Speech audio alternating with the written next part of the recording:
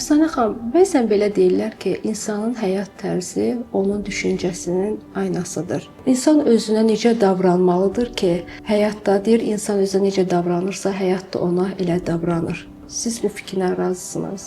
Bəli, əslində mən öz fikrimlə deyim ki, çox düz bir baxışdır. Əgər insan özünə dəyər verməsə, özünü sevməsə, ətrafa da gözəl baxa bilməz.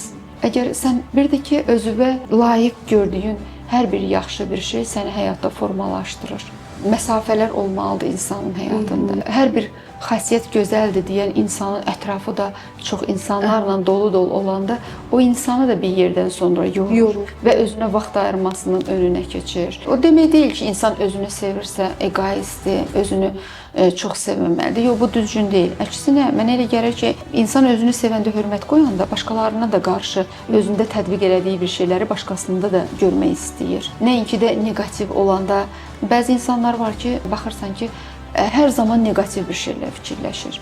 Hər zaman elə bilir ki, bunun başına yaxşı şeylər gəlməyəcək. Bu da baxırsan ki, heç bir həyatda yolu düz getmir. Mütləq nəsə kəsişmələr onun həyatında. Amma daha rahat, daha nə bilim həyata bir pozitiv baxanda, Həqiqətən həyat tərzi özünə də hörməti olanda, başqalarına qarşı da bunu tətbiq eləməyə çalışır.